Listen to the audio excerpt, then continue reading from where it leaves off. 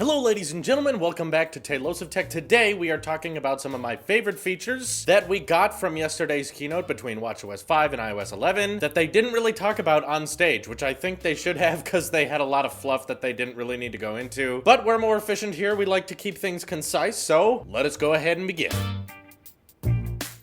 The first feature, which I found very, very helpful, and by the way, I'm sick of hearing the whole, but Android's had this already.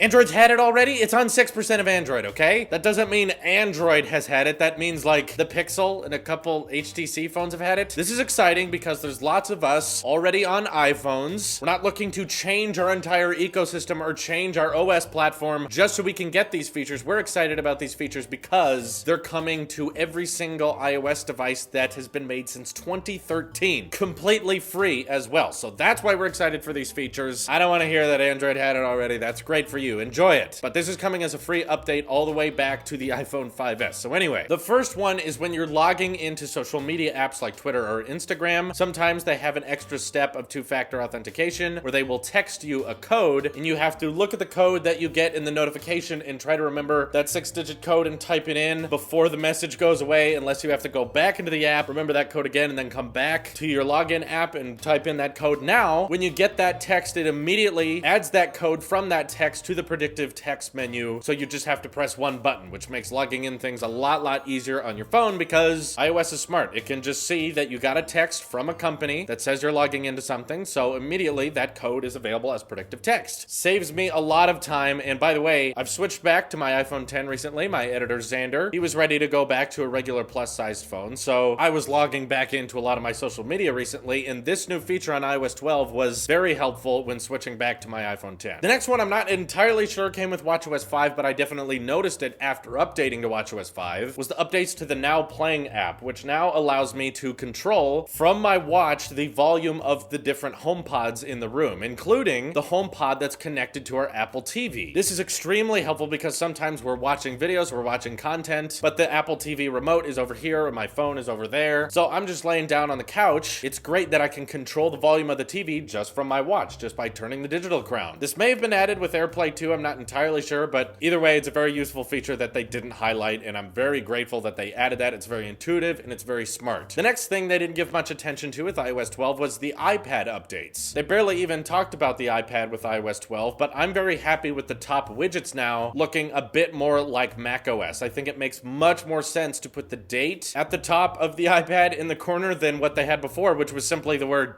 iPad. That I never really understood. It was just like you're using an iPad, but the operating system wants to tell you that it's still an iPad. And to be fair, it still does that in the lock screen if you don't have a cellular iPad. But now, even if you don't have a cellular iPad, you can be using your regular Wi-Fi only iPad, and in the corner, no matter what app you're in, you can see the date. You can see what day of the week it is, as well as the time and all the widgets that are still up there. And just for the record, even though there's no widget in the middle of the screen anymore, they've both been pushed to the side. I don't think that means that the next iPad is going to be incorporating a notch. That thin a bezel that we have on the iPhone 10, making it that thin for an iPad, I think would be impractical because you need a little bit of space to rest your fingers on while you're using your iPad, and these Face ID sensors can be embedded within the tiny bit of bezel that the new iPads will have. But I really like that redesign at the top because in the first place it was just kind of silly. Another feature they didn't bring up, which is coming to the iPhone 10s, is that now you can log in more than one face. Not too many, just a grand total of 2, but if you want someone else to have access to your phone via Face ID, maybe a close friend or maybe a significant other or something like that, now you no longer have to have just one face for Face ID. You can add at least one other person to it, and they didn't talk about that, which I find kind of interesting, and I kind of like that they're adding that. Another feature that didn't get much publicity is that they redesigned the Activity Achievements app. And not only that, but when you're looking at the medals you've earned from Activity, the lighting engine has been updated, or the graphical interface of these medals is a lot more higher definition. The medals just look cleaner now, and they're more organized into separate categories, which is also really cool. Something else that kind of hints at a very requested feature, dark mode with iOS 12, is that when you're listening to music or you turn on Do Not Disturb, the notification for the Now Playing tab as well as the Do Not Disturb tab is in a more darker interface. This is not an option you turn on. This is literally just how it looks now on your phone. If you're playing something and you look at your lock screen, it will be in this cleaner, dark interface that I think was smart because it separates it from regular texts or Twitter notifications. It's easier to differentiate, and it shows that Apple definitely is experimenting experimenting with adding dark mode to iOS, which I don't think is an if but a when at this point. But not everything is just for the iPhone 10. Another really interesting feature that they didn't talk about is that they're bringing the really handy feature of 3D touching the keyboard and allowing your finger to act as a cursor when you're typing to devices that do not have 3D touch, like the iPhone 6 or the iPhone 5S. Now you can just hold on the space bar and then move your finger around and have it act as a cursor, which is a very useful feature for phones with 3D touch. They're expanding that, and still 5 years later adding new features to your iPhone 5S. To me, that's so incredible, and it's interesting that Apple can software-wise support a phone for this long. And someone who bought that iPhone 5S on launch day is still getting new features. And then lastly, I want to bring up a change they finally made to the iPhone 10 multitasking menu. You no longer have to hold the apps and then tap a red dot like you did with iOS 11. All you gotta do is swipe up, which is the way it should be. I don't know why they decided the iPhone 10 had to be different from that. I'm not sure why, but it makes closing apps a lot easier. This is something everyone wanted for a long time, and I'm grateful that with iOS 12, they finally are bringing that back. So that sums it up for most of my favorite features that they didn't talk about on stage with iOS 12. And overall, I have to say, for a beta 1, it's being incredibly stable on all of my devices. We put it on the iPhone 8 Plus, we put it on my iPhone 10, we put it on my iPad, and there's been very little to no bugs on it, period. I've been seeing a couple people online have some bugs here and there, but overall, nothing too cataclysmic. And I just wanted to update people on iOS 12 by saying that I don't think this is a massive iOS update. No, it's not the biggest one we've ever had, but I don't think that's what needs to happen in order for an update to be good. I think what Apple's realizing with iOS 12 is that they had a lot of bugs and they had a lot of problems with iOS 11 that ended up damaging a lot of older models or not working good on a lot of older models. So the reason they're doing iOS 12 is they want to reach a vast majority of their devices, get them running on a fast, reliable operating system. Even if it doesn't add a ton of new features, they can primarily focus on perfecting the features they had with iOS 11. I found it personally a little frustrating that some of my favorite features from iOS 11, like Apple Pay Cash, iCloud Messages, and a lot of things they promised were coming with iOS 11 didn't end up happening until much after iOS 11 came out. So with iOS 12, Apple's trying to make features that people are wanting and people are asking for, but they're not so crazy that you don't get those features until 6 months after the OS is released. I think it's okay that after a pretty big update like iOS 11 that basically had new developer patches and minor updates every single week, after an update that crazy, maybe focus on one that's just reliable, has some cool new features, but not a ton of new ones because they're just trying to get everyone on the same standard, same operating system that's reliable, fast, and good for everyone. Perhaps with iOS 13, we'll see more of a graphical change and maybe a more massive update. Let me know what features you guys like in iOS 12, especially the ones that they didn't talk about on stage in the comments below. This is your Apple Sheep here, and I will see you in the next one.